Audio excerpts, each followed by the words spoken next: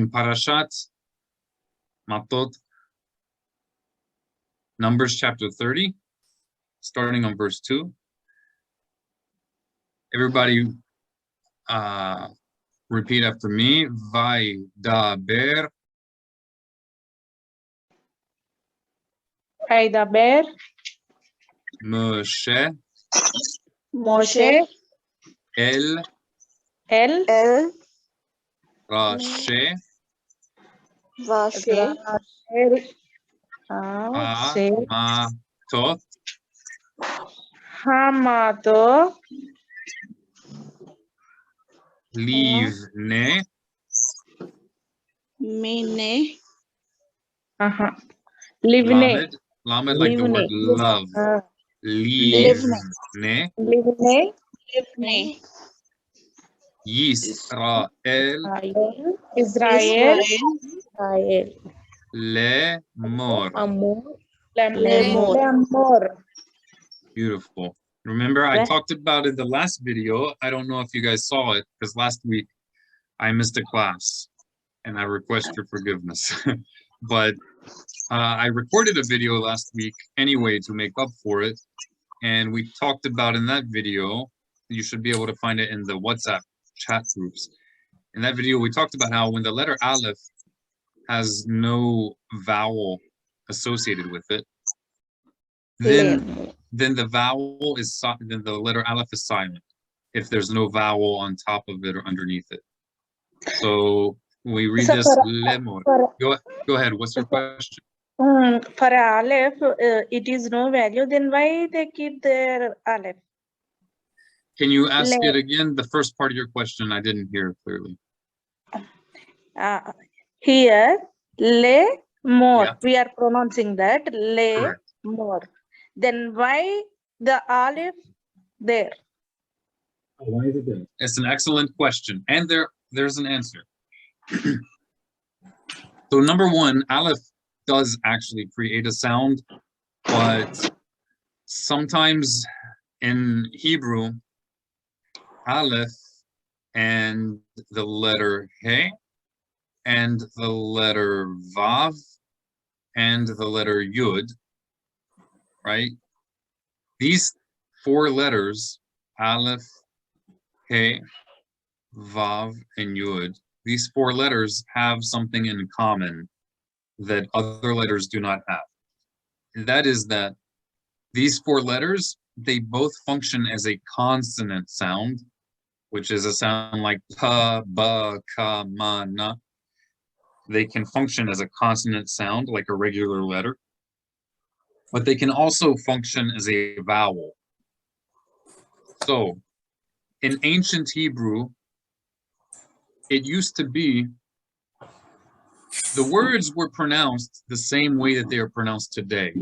However, when it came to writing Hebrew, in ancient Hebrew, they did not write the vowel symbols that we have today. They didn't exist yet. We only had the letters. So these four letters, Aleph and He and Vav and Yud, these four letters were used to hint that there's a certain vowel in certain places. So sometimes, even though now we have these vowel symbols, sometimes we still use Aleph and He and Vav and Yud. Sometimes we still use them to symbolize vowels. So even though Aleph here does not make a consonant sound, it still represents, if you write this word lemor without the vowel symbols, then this Aleph still represents a vowel sound. It's representing the sound here under the lamed. Another reason that it's important to keep it is because it's part of the root word. And letters that are part of the basic skeleton of a word in Hebrew, those letters usually do not disappear. We usually want to keep those letters. And that's pretty much a rule. There are a few exceptions to that rule, but those exceptions are pretty rare. So Aleph, if it's part of a root in the word, it's a part of the basic fundamental element of what a word is in Hebrew, the aleph should always be there, even if it's silent. Right? The more you guys learn Hebrew and understand Hebrew grammar, the more that will make sense. But I think that's a sufficient answer for now. So lemor. And remember, if there's no vowel symbol above or below it, that tells us to act as if the aleph is not there. Boyu namshich. Let's continue. Ze. Ze. Hadavar. Hadavar. Asher. Asher. Tiva. Diva. Right? And this is an example. Why is this hey here? We don't really need it. But we don't really need this hey if we only used these vowel symbols. But the fact of the matter is, one, this letter hey is part of the root word, and two, in ancient Hebrew, like we said with the aleph, the vowel symbols used to not exist in Hebrew. They're actually more recent invention. They were invented around the year 400 or 500 AD. So they were invented a little bit after when the Mishnah was first written down. So yeah, it's a long time ago, but in Jewish history, that's not too long ago. So this hey, even though we don't pronounce it like a ha here, but it originally had the purpose of symbolizing this vowel symbol during the time that we didn't yet have vowels. Okay, and then we have Adonai. All right, so let's read the whole thing together in harmony, in unison. Say it together with me at the same time. Vai daber Moshe el Rashe Hamatot Livne Yisrael Lemor Ze Hadavar Asher Siva Adonai. Okay, does anyone have any questions about anything in this verse, about reading the Hebrew? No? Okay. Let's read one more verse, or if we have a volunteer, we can get someone to volunteer and read the first line of the verse we already read, if we have a volunteer.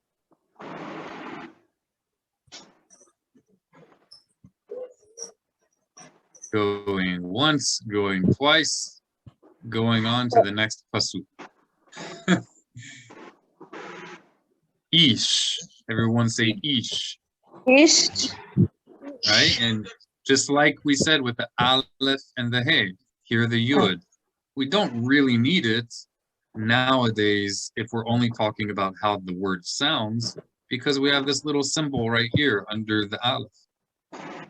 But as we mentioned before, the symbols for the vowels in Hebrew are more recent invention. So this yud, even though we could read it without the yud, but originally we needed that yud to tell us about this vowel. Ish. Everyone Ish. say ish. Ish. Ki. Ki. If someone has a lot of background noise, try to mute yourself if there's background noise. I think maybe. Fayaz bhai. I muted them. Okay. All right. Ish. Ki. And I want to say one thing here. Some people from Karachi. It means Pakistan. Oh, wow. Wow. All right. Yidur. Right? Yi. It needs to begin with the sound of a Y, like in the word yes. Yidur. Idur. So not idur, but yidur. Idur. Yi. Okay. Neder. Neder. Ladonai. La. La. La Donai, Adonai. Adonai. right? And we're going to say La Donai and not La Adonai. La Donai. It means long la. La means two or four. Mm. So here we see they translate it as two. La Donai, to La Hashem. Adonai. O, O. He Shava, He Shava. He Shova. Beautiful. He Shava. He Shova. Shavua, Shavua. Shavua. All right. Le Sor, Lesor. Letsor, Letsor. Lesor. Right. And it's important. Here's a place where the Aleph is very important and we should hear it. So there's a difference in the way Lesor sounds as opposed to Letsor. Tell me if you can hear the difference. I'm going to pronounce it two ways. You guys tell me if you can hear the difference. Lesor, Letsor. Lesor. Lesor. Good. You can hear the difference, right? Yeah. Yeah. So because there's a Shava under this Aleph, that tells us we should hear the sound of the Aleph. It should not be silent. If I say Lesor, I made the Aleph silent. If I say Letsor, I produced the sound of Aleph. So this is correctly not Lesor. It is correctly Letsor. Letsor. Sor. All right. Again, Shavua, Shavua. Letsor, Lesor. Isar, Isar. Al, Al. Naf, Love. Sho, So. Not so. Lo, Lo. Yahel, Yahel. Devaro, Devaro. Techol, Debo. Kechal. Kechal. Techol. All right, now we're going to talk about this vowel. Who can tell us the name of this vowel under the Chaf? Pata. Yes and no. Both, yes and no. In modern Hebrew, they pronounce this vowel like a patach in modern Hebrew. But in biblical Hebrew, it's not sounded like a patach. And also in modern Hebrew, even though they pronounce it like a patach, they still do not call it patach. So the name of this vowel is kamatz. Everyone say kamatz. Kamatz. Beautiful. Now we're going to talk about this vowel because it's a little bit tricky. Even in modern Hebrew, they usually pronounce it like a patach, like a, but sometimes, on occasion, there are certain words that they do not pronounce it like a patach, even in modern Hebrew. And this is one of those words. The word kol or chol, even in modern Hebrew, they never pronounce kamatz like a patach, like chal or kal. They would never do that.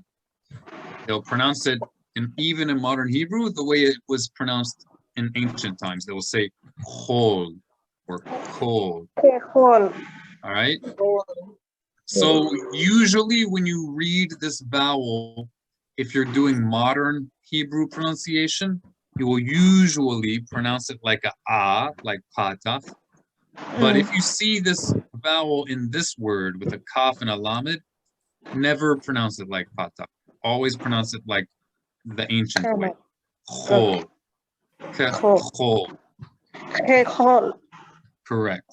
Now, there are a few other words that even in modern Hebrew, they pronounce it correctly, like in the ancient way. But I think this is probably the most common. that even in modern Hebrew, they pronounce it as O instead of A. All right, Okay. let's say it one more time. Kechol. Kechol. Beautiful. Yefeh. Hayotse. Hayotse. Hayotse. Mi piv. Mipir. Beautiful. Ya-ase. Ya-ase. Yes. Beautiful. Okay, let's read this pasuk all together. Ish. Ish. Ki. Yidor. Neder. Neder. Ladonai. O. O. Hi shova. Ishova. Shavua. Shawa. Le'sor. Lesor. Isar. Isa. Al. Al. Nafsho. Nafsho. Lo. Lo. Yahel. Yahel. Lo. Yahel. Devaro. Devaro. Kechol. Kechol. Hayotze. Hayotze. Mipiv. Mifi. Yaase. Yahel. All right, beautiful. Now we're gonna do a little bit of a quick translation. We're not going to translate every word. I'm going to give you only the words that appear most commonly. Okay? Now the first one is going to be a test. All right, so hide the English. We're going to hide that English. Okay. Let's read this word by yourselves. Tell me, what is this word? Yafeh, beautiful. Beautiful, very good. Okay, who can tell me what this word means? What does vaidaber mean? You can guess. It's okay to guess. That also helps with learning.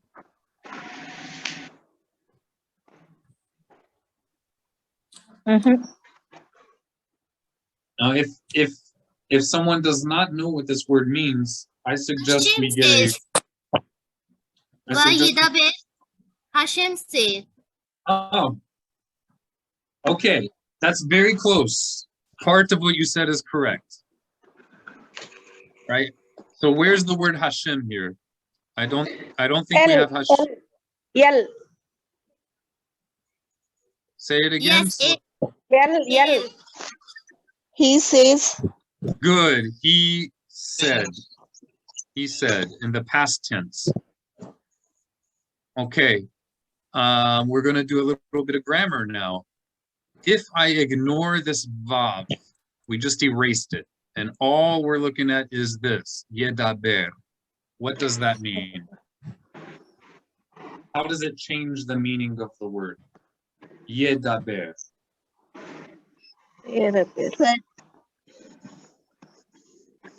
I will give you a hint. It has something to do with this letter yud. This letter yud does something to the verb.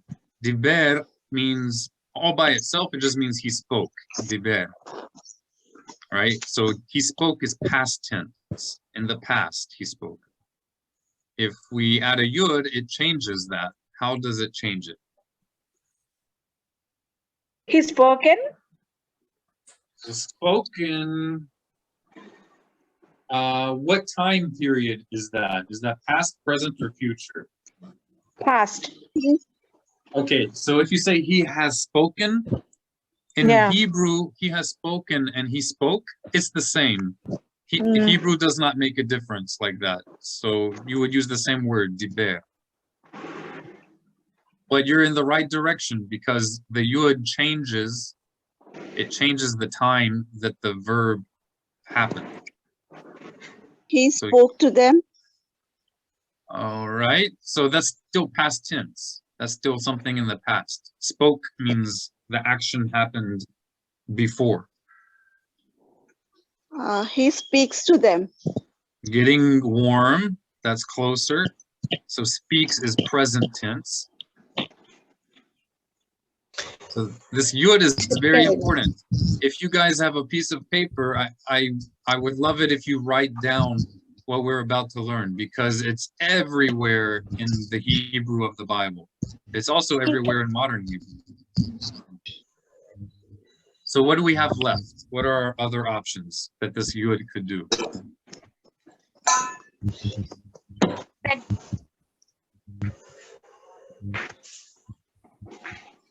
So the basic tenses, He the took- basic, go ahead. He told to them.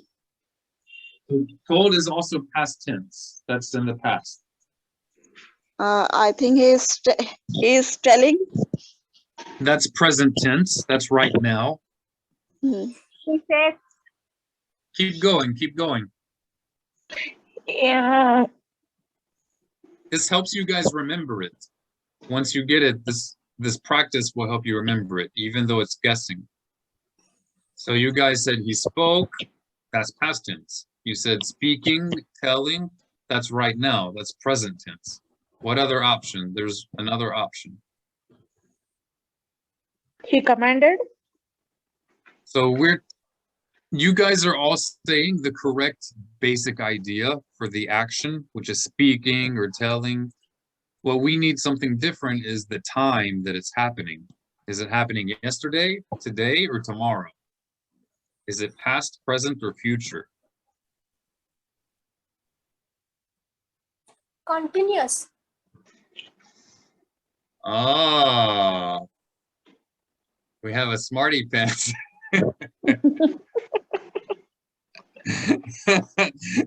Not past, present, or future. It's continuous.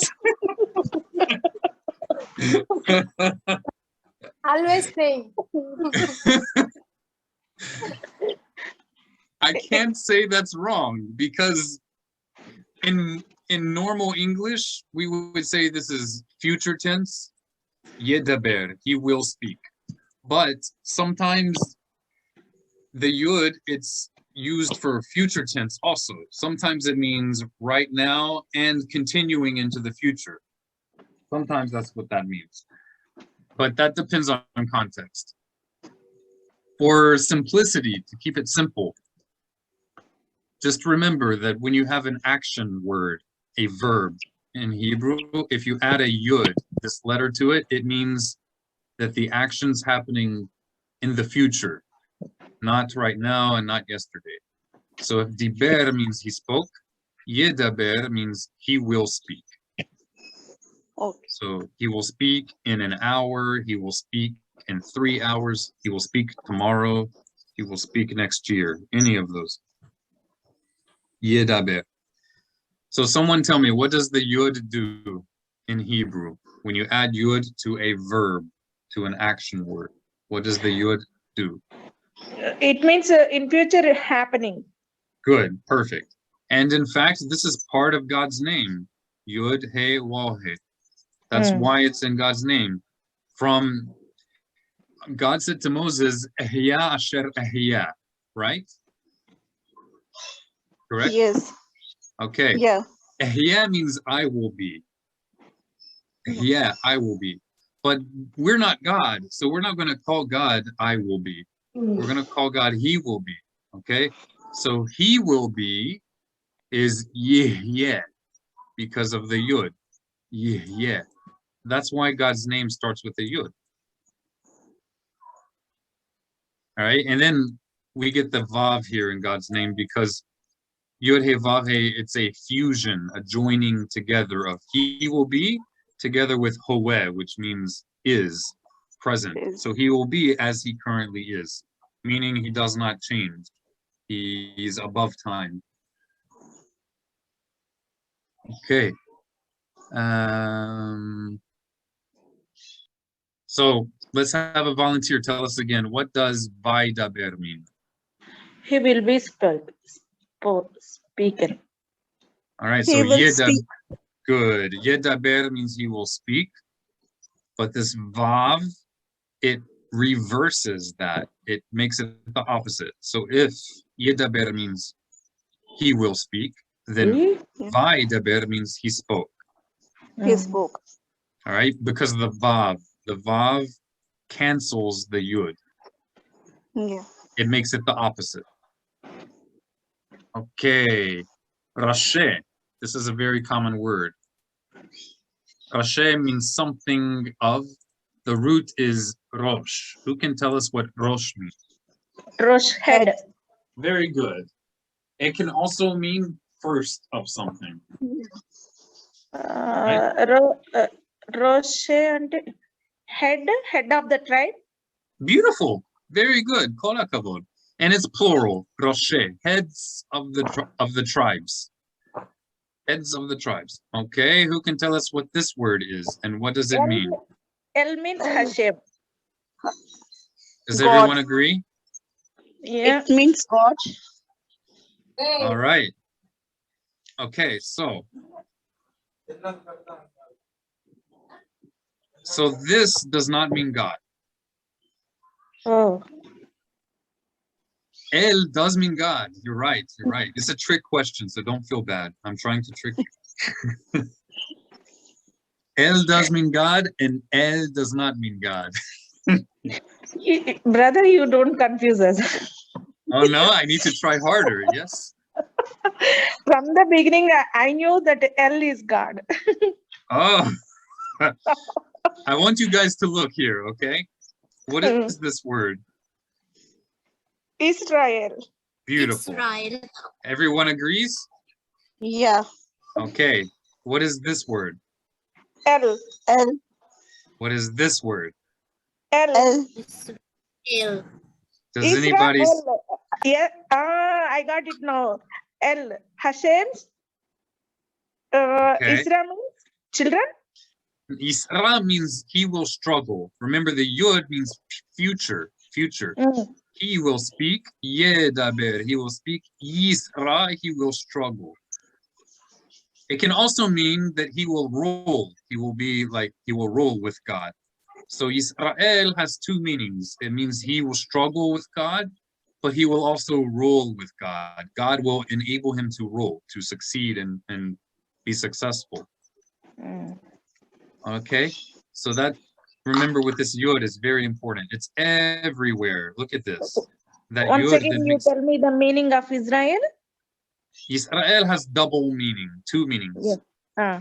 When God gave the name to Israel in Tanakh and the Torah, it's in the context of struggling with a divine being or with an angel or something. So in the story, it's connected to the meaning of struggling, Yisra, because Jacob wrestled, he struggled. Yeah.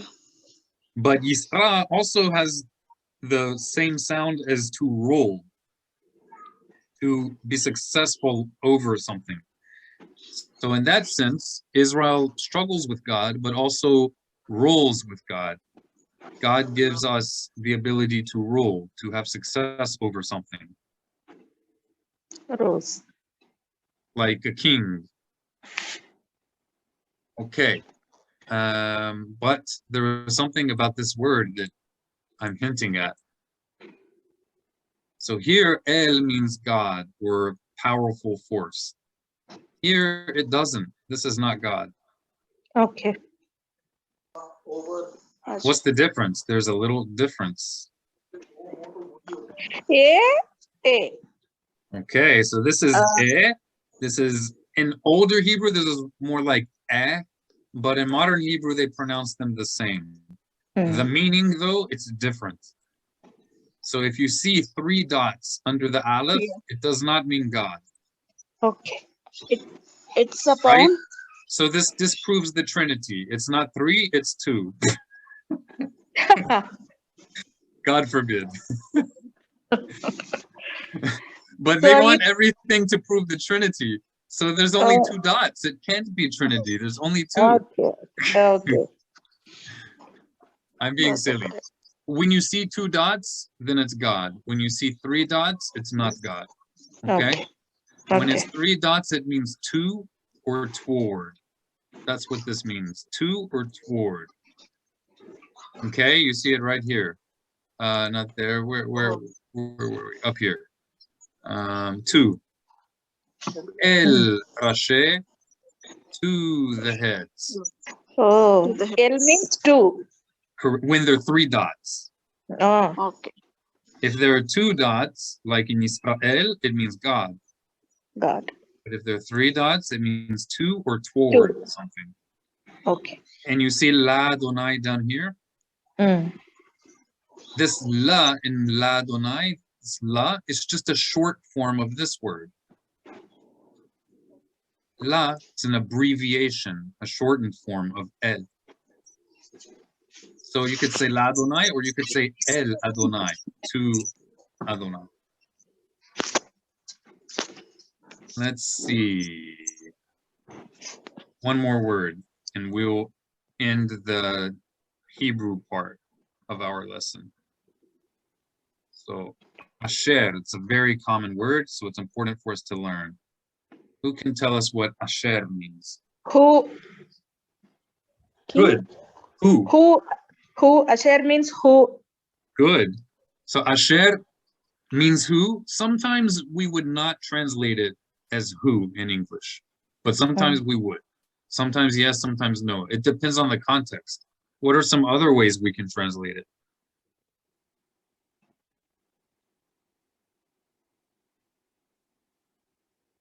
Let me ask you this. When we translate Asher as who, what kind of who? In English, there's 2 kinds of who. There is who as a statement. That's the man who helped me. And then there's who as a question. Who is it? Who are you? Who are you? Who is this? Okay, so Asher is not that kind of who. That's question. Asher is not the question who. It is the statement who, to make a statement, to say a fact. Right? So Asher is kind of like, blessed are you, God, who saved me. Right? When I say who saved me, Asher hushi'ani, I'm not asking a question, I'm stating a fact. Right? Yeah. Who did that? Who did that? As a statement. Right? Yeah. Okay, so you guys understand. Another way you can translate it is that or which. So this is the book that I read. Ze ha-sefer asher karati. This is the book that I read. Or this is the computer that I used, or which I used. This is the computer which I use. זה המחשב אשר אני משתמש בו. זה המחשב אשר אני משתמש בו. All right, that's enough Hebrew. Let's do Sefer HaMitzvot. And then we will go to Kriyat Shema. Sefer HaMitzvot.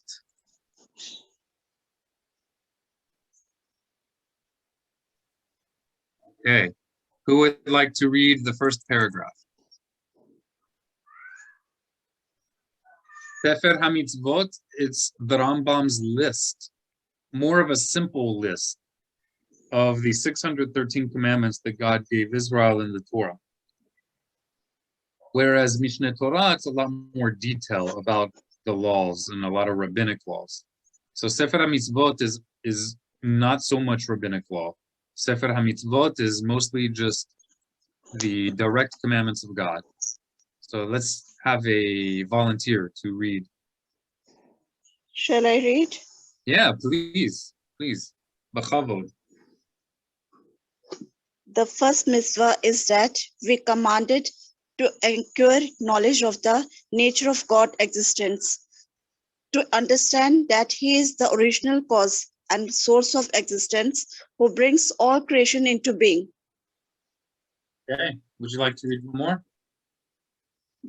The source of this commandment is God's statement, exalted be He, I am God, your Lord. Right? So that's how the Ten Commandments begin. The Ten Commandments begin on Anochi Adonai Elohecho. All right, who wants to read the next paragraph? Yeah. That's a long paragraph. We will break it into two. Me. It will. Can I? Yes, please. B'chavod. We see that this commandment is included in the total of 613 from the end of the tractate Marcos. All right, the different parts of the Mishnah, like the Mishnah is a book, but it has like smaller sections that are bigger than chapters. So the sections of the Mishnah and the Talmud that are like little books inside of the Mishnah and inside of the Talmud, those are called tractates in English. So that's what that's talking about. Is the section of the Mishnah or the Talmud is called Matot. Which states 613 commandments were given to Moshe at Sinai. From which verse do we see this? The Torah, which was commanded to us by Moshe. This indicates that the number of mitzvos which Moshe commanded us equals the numerical value of the word Torah. The Gemara then asks, but is this the proper numerical value? It only totals 611. The answer was given. The two commandments, I am God, your Lord, and do not have any other gods, were heard from God directly, and not through Moshe. They are therefore not alluded to in the word Torah in this verse, which refers only to these 611 mitzvot which were given through Moshe. It is included, however, in the total of 630. Okay. Now, this idea, it's true that we find 613 laws in the Torah, but this idea that there's 613, it's not something that the Torah says explicitly. It's really what we call in Hebrew an asmachta. An asmachta, it's a word that we use to describe concepts that help us remember things. That's basically what it is. So it's like we find hints of certain ideas in the Torah that help us remember certain major or important concepts. Even if the Torah doesn't say it explicitly, we're kind of reading the idea in between the lines to help us remember certain ideas, or we're kind of reading it into a word, even though that's not really what the word means. So the idea for the origin of 613 coming from the numerical value of Torah, it's an asmachta. It doesn't have to be like perfectly true. It's just a general idea to help us remember a concept.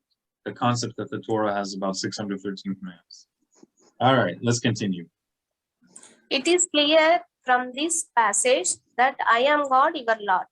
That is, knowledge of God, as explained above, is counted as one of the 613 mitzvos. Okay, and next week, Be'ezrat Hashem, God willing, we will continue to the second one, and the next day, or the next week, the third one. But in the meantime, let's go to the laws of Shema. We finished chapter 1. So let's continue to chapter 2. So the last halacha of chapter 1 was about the timing of Shema. One who recited the Shema after the end of the third hour, even if he was unavoidably detained, does not fulfill the obligation to recite Shema in its proper time. But he can still fulfill the obligation of studying Torah by reciting Shema. He should recite the blessings that come before and after Shema, even if he delays and recited it after the end of the third hour.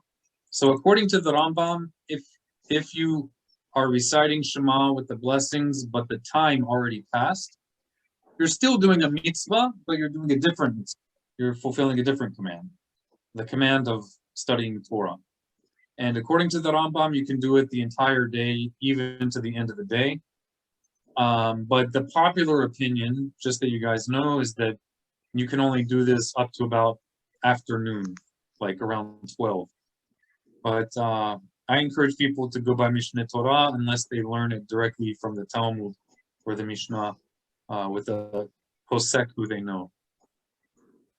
Okay, number 2, chapter 2. Who would like to read?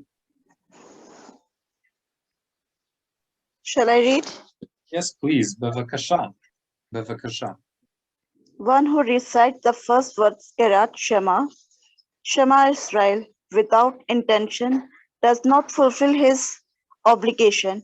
One who recites the rest without intention fulfills his obligation. Even a person studying Torah in his usual way or providing these portions at the time of Kirat Shema fulfills his obligation provided he concentrates his intention for the first verse. So what he means by proofreading is if someone is writing the Torah, they're writing a Sefer Torah, Torah scroll. And while they're writing the Torah scroll, the time for Shema arrives. So they're not reading it out of a Siddur, they're reading the verse as he's written it, while he has the pen in his hand. And it's saying, even in that way, you can fulfill your obligation, as long as you have intention. Okay, mi haba, who's next? Mi haba. Mi means who in the question sense. Mi haba, who is next? Question. Oh, Ani. Bevakasha, b'chavod. A person may recite the Shema as he is, whether standing, walking, lying down, or riding on the back of an animal. It is forbidden to recite the Shema while lying face down on the ground or flat on one's back with his face pointing upward. However, one may recite it lying on his side.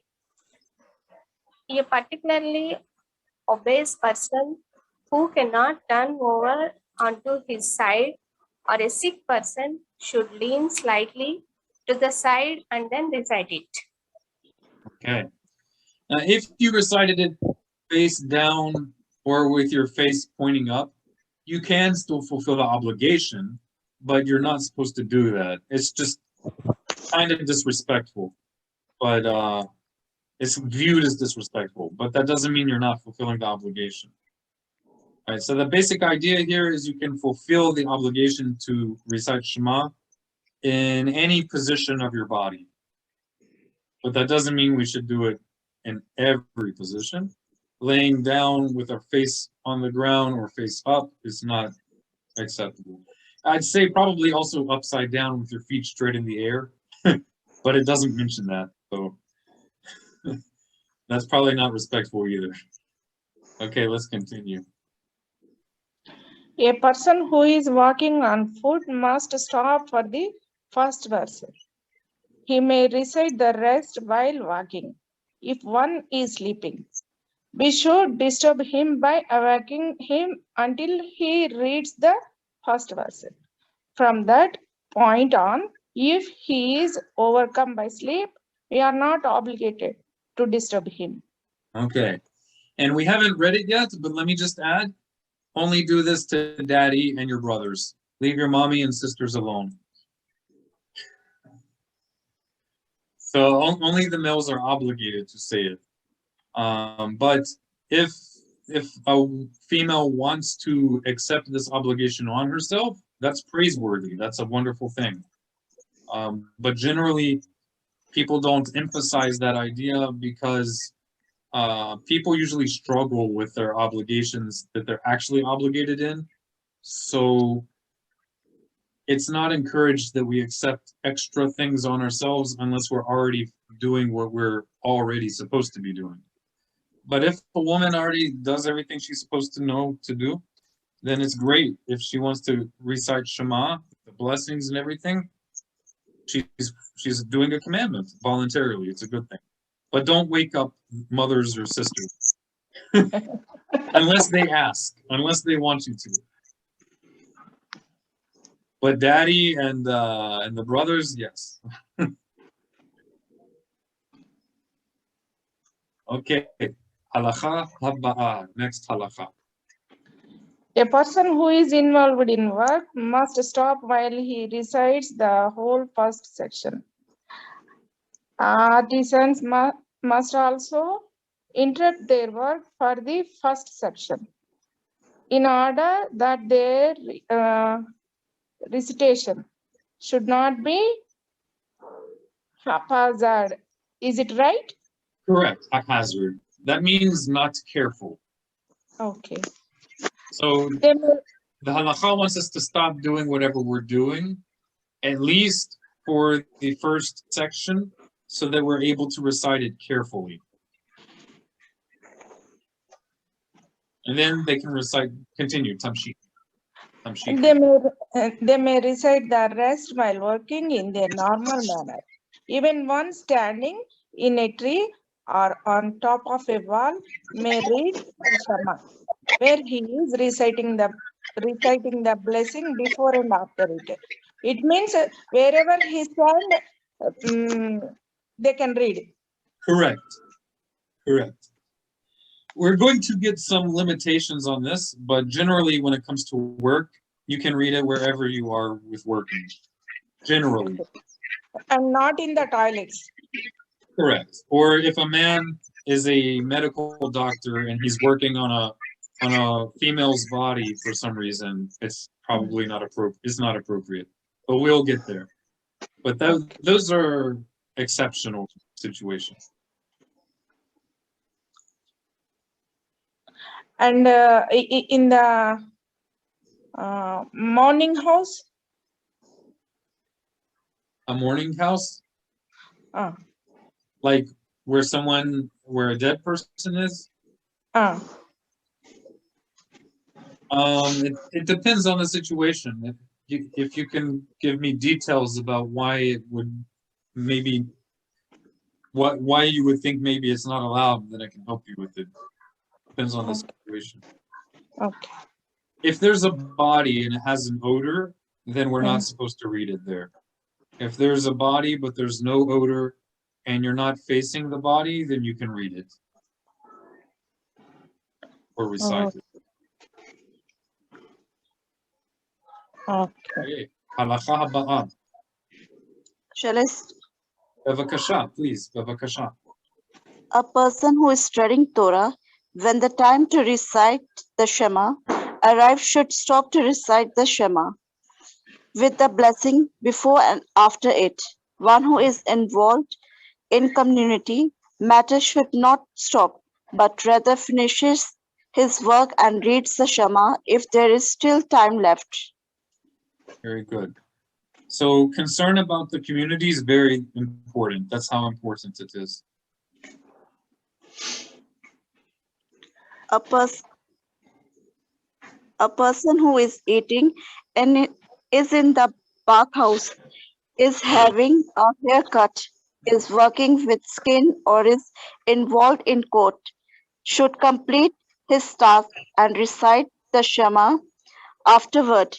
If he fears that the time for its recitation will pass and therefore stops to recite it, he has acted in a praiseworthy fashion. Beautiful, beautiful.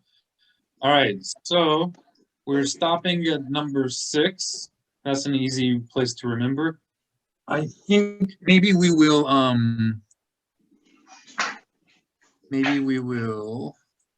do a little bit of Hilchot De'ot. Hilchot De'ot. We can do that for maybe another 10 minutes if that's okay. Yeah, but whoever wants to go on their way and leave, you're more than welcome to leave. I wish you a good night. Whoever wants to stay, we can read Hilchot De'ot. Who would like to begin?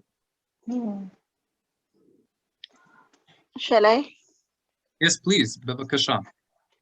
They contain 11 mitzvot, 5 positive commandments, and 6 negative commandments. They are to emulate his way, to cling to those who know him, to love one's fellow Jewish, to love the converts, not to hate one's Jewish brethren, to rebuke, not to embrace, not to oppress the unfortunate, not to gossip, not to take revenges, not to bear a grudge. The, the explanation of these mitzvot is found in the following chapters. Okay. Who's next? Mi haba. Each and every man. Okay. Yes, Elshibaji, please. आप पढ़िए Elshibaji. Each and every man possesses many characters, traits. One type of man is wrathful. He is constantly angry. In contrast, there is the calm individual who is never moved to anger, or if at all, he will be slightly angered. Perhaps once during a period of several years, there is the prideful. This word's calm, but the L, we don't really hear it in English for some reason. Calm. Yeah, like he's always at peace, very relaxed.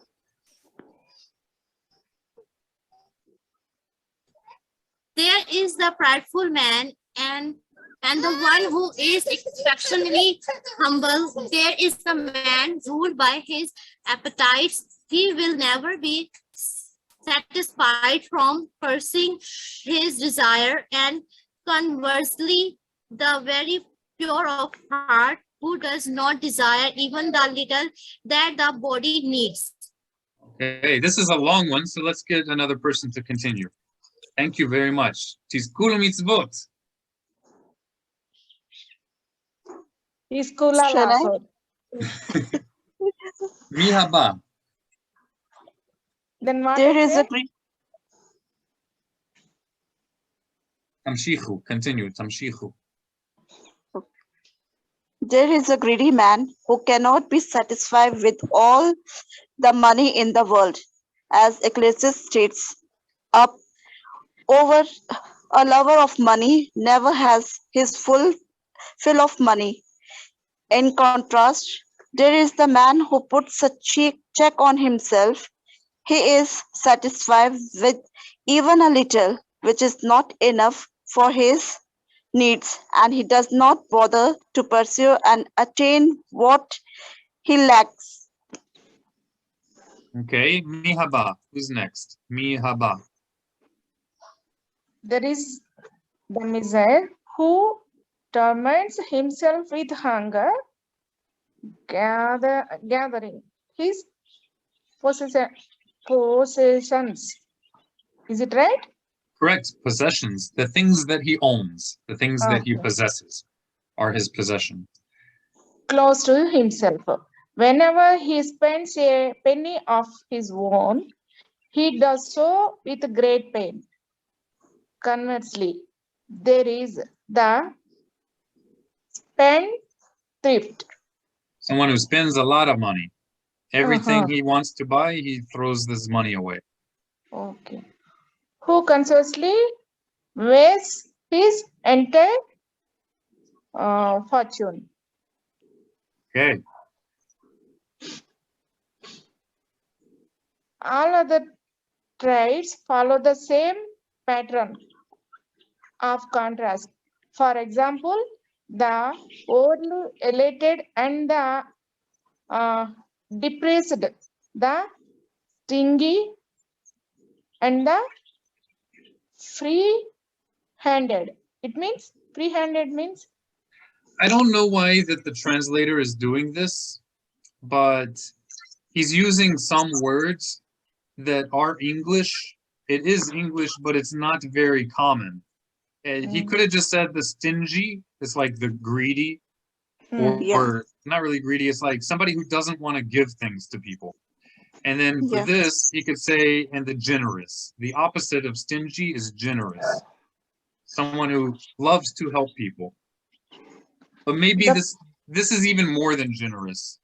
This is like excessively generous. They give so much to other people that they end up with nothing. So that's not a good thing. And maybe that's why he used this rare word. Okay. The cruel and the soft-hearted, the coward and the rash, and the like. Okay. Let's do one more and then we'll open for questions. Okay.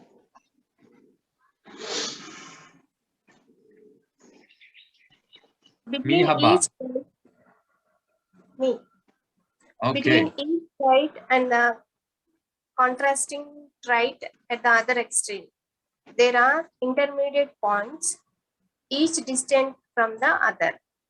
With regard to all the traits, a man has some from the beginning of his conception, in accordance with his bodily nature. Some are appropriate to a person's nature and will therefore be acquired more easily than other traits. Some traits he does not have from birth. He may have learned them from others or turned to them on his own. This may have come as a result of his own thoughts or because he heard that this was a proper trait for him, which he ought to attain. Therefore, he accustomed himself to it until it became a part of himself. All right. So we will try to pick up with number 3 next week. Does anyone have any questions about anything today or anything else? Here, brother, you go to the top of the page. Okay.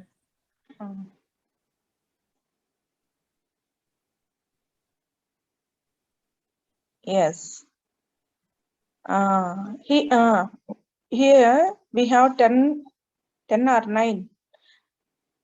Here 9 commandments. Okay. 11. 11. So positive commandment and negative commandment here are. Yeah, there's both positive and negative. There are 5 positive and 6 negative. Okay, And you briefly explain those 11 commandments and then we will shut down. okay. And also remember the fact that there's 5 of these positive and 6 negative, the way that the Rambam put 11 of these in this book. So even though these commandments are from God, they are from the Torah, but the way he's organizing it, no one says that that is directly from God. This is just the way that the Rambam organized it.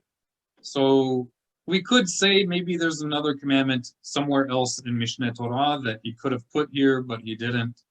It's his personal, his personal preference. The Rambam tried to organize things in the way that he thought was most logical. But what seems logical to one person might make less sense to someone else. Like you or me, we might have organized it a little differently in some places. But anyway, this is what we're working with because, I think generally his organization of the mitzvot, it makes a lot of sense to me personally. To emulate his ways. This means the way that Hashem is merciful, we should be merciful. We should have compassion on people. The way that Hashem forgives us, we should forgive other people. The way that Hashem tries to get people who do not deserve forgiveness, he still wants to help them come to a state of mind that they would eventually want to be forgiven. So we should do the same thing, right? So that's the concept here. In the same way that Hashem gives charity to us, we should give charity to other people. To cling to those who know him. This is from the commandment in the Torah where it talks about join yourself to God, to cling unto God. But then if we go to the section of the book that talks about this, it asks the question, how can we fuse to God? It means to attach yourself. How can you attach yourself to God? God is not physical. He's not a body.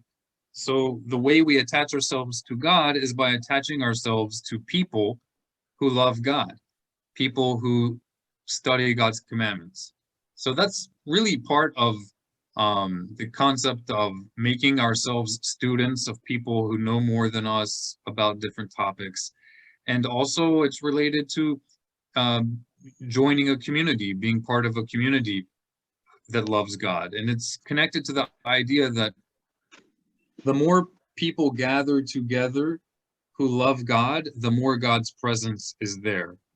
Because God's presence in the world, it's not a body, but it's through human beings.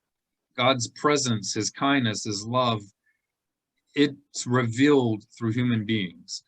So the more we're around people, the more people who submit their heart to God, the more we're around these kinds of people and they are together, the more God is revealed. And that's really why the temple in Jerusalem is the holiest place on earth. It's not the holiest place on earth because the rocks there are magical. It's the most holy place on earth because that's where people who love God come together. And so God is revealed there where they come together. I think someone said, where two or more are gathered in my name, there I am with them. Do you remember this? Do you guys remember that? What, Rabbi? Someone said, where two or more are gathered together in my name, I am there with them. Ah, Yeah, you remember that? I know you remember. yes, yes. So there are many places where when Jesus was talking, he was Yeah. talking. Ah, There are many places where he was talking, and it was supposed to be understood from context that he's speaking for the Torah. He's not speaking about himself. And Yeah. he's speaking about the Shekhinah, or the presence of God. That concept that he was quoting is actually in Pirkei Avot, the sayings of the fathers. It's in the Mishnah. So it's an authentic Jewish concept. So that's what this has to do with. To love your fellow Jew, it means to love your fellow Jew, to care about other Jewish people. To love converts, Yeah. it means to show love for converts. The only reason this is in addition to this is because when people are raised in a certain community and then new people join, it's the human nature, unfortunately, to view outsiders with less affection, to have less affection for people who look different, who have a different accent. That's just the way that people usually are. I think it it probably originates, this tendency probably originates from a good place, a place of protection. If someone is different, then we feel afraid, we want to protect who we love. So we try to be extra careful with things that are different. But humans tend to do this to the extreme so that we end up doing bad things to people who are different. So God commands us to be extra careful to love people who come from the outside. All right? Converts like us. Not to hate your fellow man, not to hate your Jewish fellows. And that's even if they did something wrong to us, even if they were mean to us. We should hope that we make things better with them. We don't say, oh, he hurt my feelings, he's not Jewish. That's not what we're supposed to do. We can say, he did something wrong, and that was wrong. But he's still Jewish. And I'm still commanded to love him. Okay, to rebuke. To rebuke means to correct. And when we try to correct people, it should not be to make them feel bad and break their heart. We correct people because we want what is better for them and what's better for everybody. But rebuking should not be done with hate. It should be done with love. If we rebuke with hate, then it is not kosher. It's not a mitzvah. It's a isur. It's a prohibition if we rebuke with hate. To embarrass. So it's against Torah to publicly embarrass someone. We should try, when we correct people or rebuke them, We should try to do it in a humble way that does not embarrass people. So we don't want to correct people in public in front of everyone. You know, It like means point not to insult. say that again? Not to insult. Exactly. Maybe something that needs to be said feels insulting, but we should try to do it in a way that does not make them feel worthless. We don't want to make people feel worthless, right? And we don't want to make people's face change. If we made their face, the color of their face go away or made them cry, then something is wrong. Not to oppress the unfortunate. We should try to care for the unfortunate, not to gossip, right? We shouldn't talk about things behind people's backs unless we're going to do something about it, right? Even if it's something bad that happened. For example, someone is cheating on his wife, okay? Yeah, you should do something if you know about it, but there's a way that's right and a way that's wrong. So if you know that someone's cheating on their wife, somehow, maybe through a letter or something, you should let them know. Let the person who's cheating know. First, give them a warning. Don't tell the whole world. Don't tell your best friend. You can write a letter, tell them, we know what you're doing, you need to stop doing it. All right? And they don't need to know who you are. It can be anonymous. Today, it's easy to do that. You can use text. You can print up a paper and your name is not on it and just put it where they will find it. This is just an example, an extreme example. So I say this because some people look at the prohibition of gossiping and they say, oh, if there's something bad, then I should just ignore it. That's not what it means. We shouldn't ignore it, but we also should not deal with it in the wrong way. We should not deal with something that's bad in a way that embarrasses people. First, we warn them privately.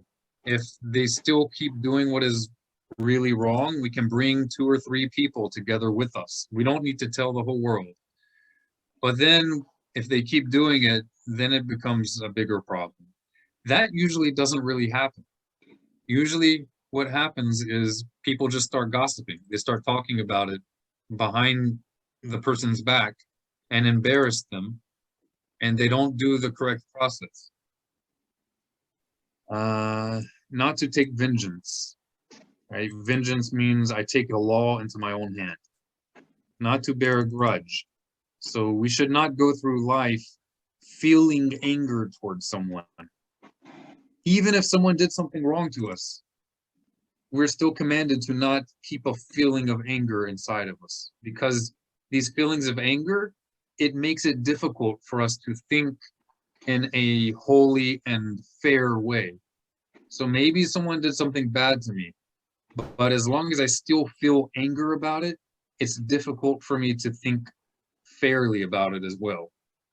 And it doesn't change the fact that someone did something bad to me, but it does mean that it's more difficult for me to think about it in a fair way. And that's what this book deals with. And I think every single person who wants to keep Torah, maybe out of all the books in the Torah, this is maybe the book that we should review the most. Out of all of it, this is probably more important than keeping Shabbat, or more important than praying.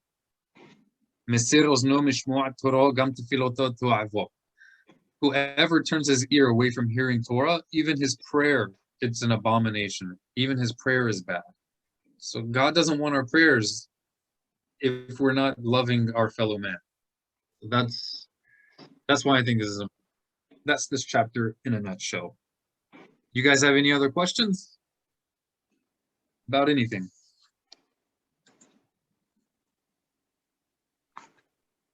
Hakol tov?